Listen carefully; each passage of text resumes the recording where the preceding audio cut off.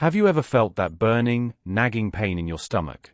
Maybe after a meal, maybe in the middle of the night, like something is literally eating away inside? It's not just dramatic imagery.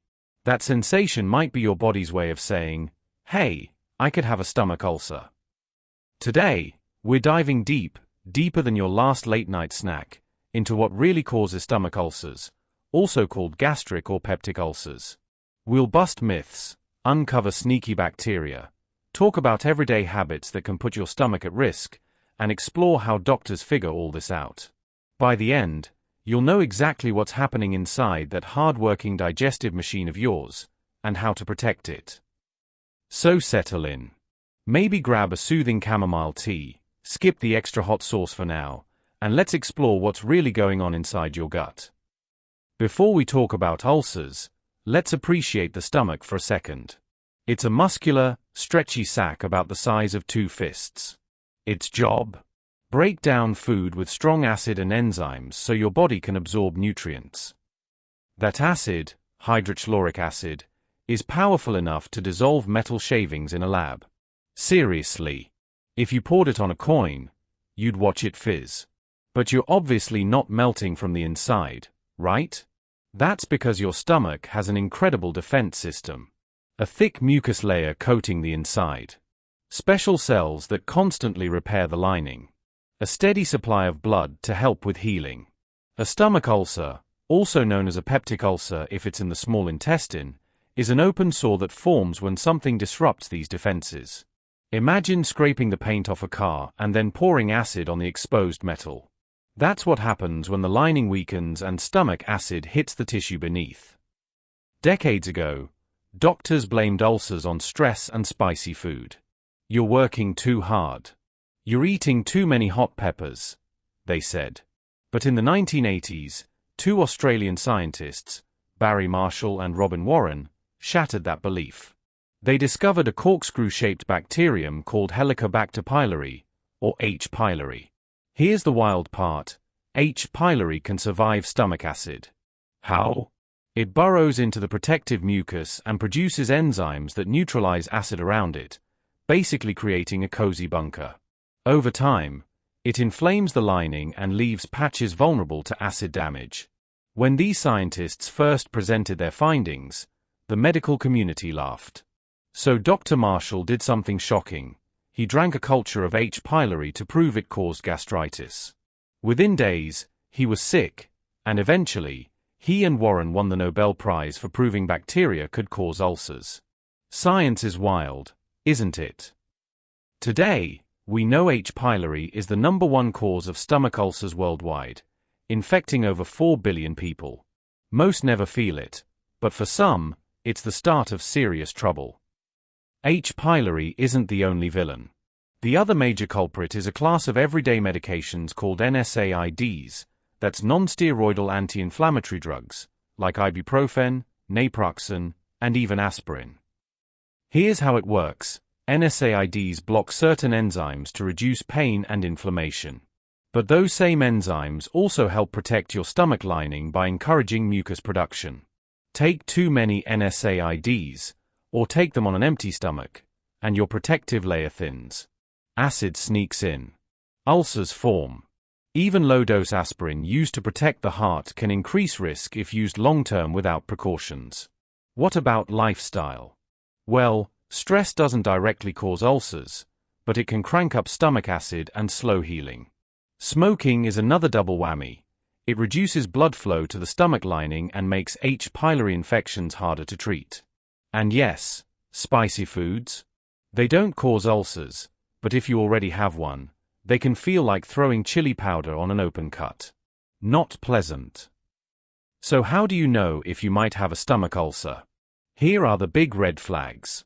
A burning or gnawing pain in your upper abdomen, often between meals or at night. Pain that briefly improves when you eat, then comes back. Nausea, bloating, or frequent belching. Unexplained weight loss. If the ulcer bleeds, you might see dark, tarry stools or vomit that looks like coffee grounds. Those are signs of bleeding and a reason to seek emergency care immediately. Remember, not everyone feels severe pain. Some people only find out after complication like bleeding or perforation, when the ulcer literally creates a hole in the stomach wall. That's life-threatening and needs surgery fast. Okay, so you're having that burning stomach pain and you're wondering, is this really an ulcer? Doctors have several smart ways to figure it out, and it usually starts with a good conversation. They'll ask about your symptoms, when the pain happens, what makes it better or worse, what medications you take, and even your stress levels or smoking habits. Don't be shy or embarrassed.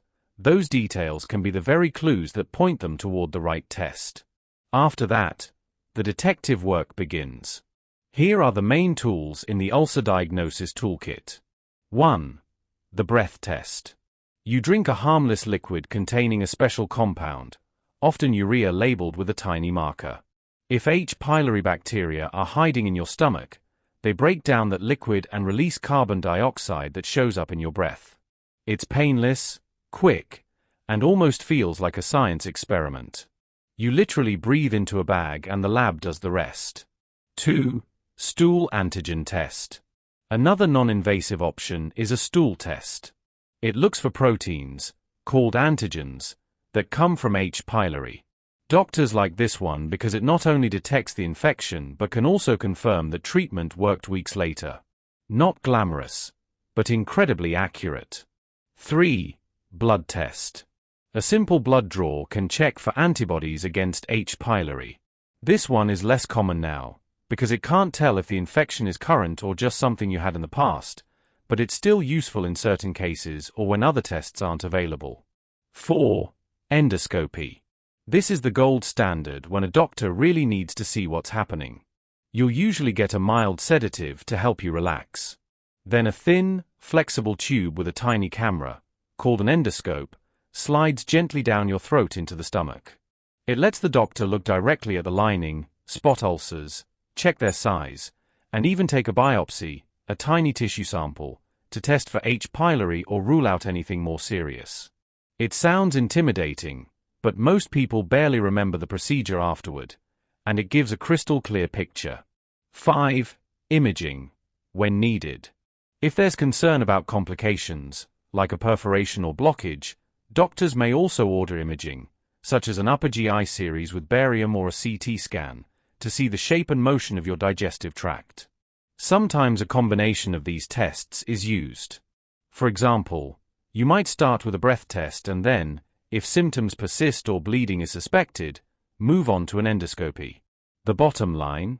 Diagnosing an ulcer today is far more precise and far less scary than most people imagine.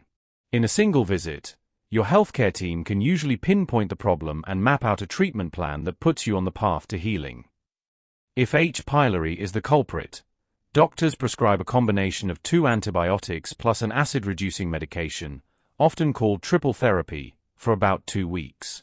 For NSAID-related ulcers, the first step is usually stopping or reducing the medication and adding acid blockers like proton pump inhibitors, PPIs.